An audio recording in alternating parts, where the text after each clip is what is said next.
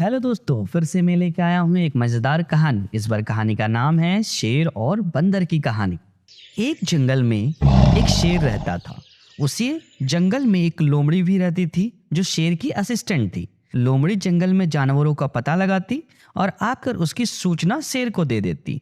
शेर बड़ा ही खुखार और क्रूर था। वह आवश्यकता से अधिक जानवरों का शिकार करता था। शेर शिकार किए गए जानवरों को कुछ को खा लेता था और पेट भरने के बाद बाकी जानवरों को छोड़ देता था। इस प्रकार आवश्यकता से अधिक जानवरों का शिकार होने से जंगल के सारे जानवर खत्म हो गए। अब शेर और लोमड़ी के भूखे मरने की नौबत आ गई। शेर ने लोमड़ी से कहा वह जाकर जंगल के आसपास दूसरे जानवरों का पता लगाए, जिससे शेर का और लोमड़ी का दोनों का पेट भर सके। उसी जंगल में कुछ दूरी पर एक बहुत बड़ी नदी बहती थी और नदी के बीच में एक बहुत सा टापू था। उस टापू पर सारे शाकाहारी जानवर जैसे हिरन, खरगोश, बंदर, बकरी, भेड़ आदि सदियों से रहते थे। नदी से घिरे होने के कारण टापू पर कोई दूसरी बाहर जानवर नहीं आ पाता था। लोमड़ी शेर की आज्ञा मानकर जानवरों का पता लगाने निकल पड़ी। उसे अपने जंगल में कोई भी जानवर नहीं मिला। थक हार कर लोमड़ी नदी किनारे बैठ गई। तभी उसकी नजर दूर बने टापू पर पड़ी। लोमड़ी ने सोचा अवश्य ही इस टापू पर कुछ जानवर रहते होंगे। ऐसा सोचकर लोमड़ी तैर कर टापू पार कर जाती है और देखती है तो वहाँ बहुत सारे शाकाहारी जानवर थे, किंतु कोई भी मांसाहारी अथवा शेर को चुनौती देने वाला जानवर नहीं था। यह देखकर लोमड़ी बहुत खुश हुई और अपने जंगल लौटने पर उसने शेर को सारी बात बताई। लोमड़ी की बात सुनकर शेर बहुत खुश हुआ और उसने लोमड़ी को शाबाशी दी।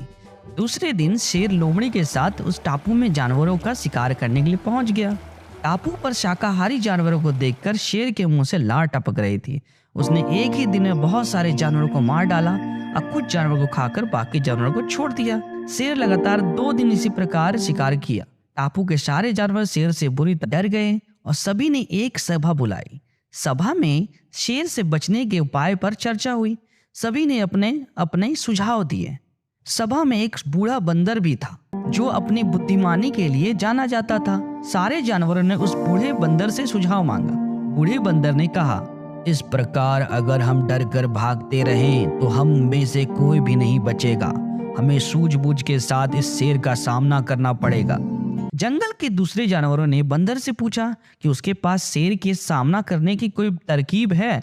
ना तो बड़े दांत है, ना तो तेज नाखून है, वह शेर का सामना कैसे कर पाएंगे। बूढ़े बंदर ने कहा, हमें आमने सामने की लड़ाई नहीं बल्कि युक्तिपूर्ण तरीके से शेर को खत्म करना होगा। जानवरों ने बंदर के आगे की योजना बनाने के लिए कहा।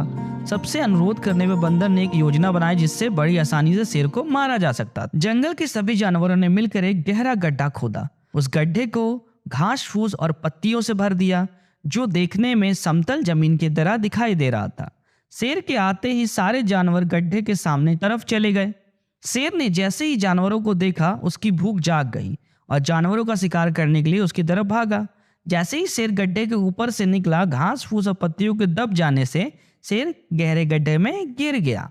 शेर ने और गड्ढे से गिर निकलने का बहुत प्रयत्न किया, पर गड्ढा अधिक गहरा होने से लाख कोशिश करने के बाद भी शेर गड्ढे से नहीं निकल सका। शेर के साथ साथ उसके पीछे भागते हुए लोमड़ी भी गड्ढे में गिर गई। भूख और प्यास से शेर और लोमड़ी दोनों ही गड्ढे में मौत हो गई। इस प्रकार बंदर और जानवरों की चालाकी से उन्हें शेर से मुक्ति मिल गई और सभी जानवर पहले की तरह हंसी खुशी रहने लगे। शेर और बंदर की कहानी से हमें यह शिक्षा मिलती है कि बुद्धिमानी से बड़ी चुनौतियों का सामना आसानी से किया जा सकता है। तो मेरे चैनल को लाइक करें, सब्सक्राइब करें और बेल आइकन जरूर बजाएं।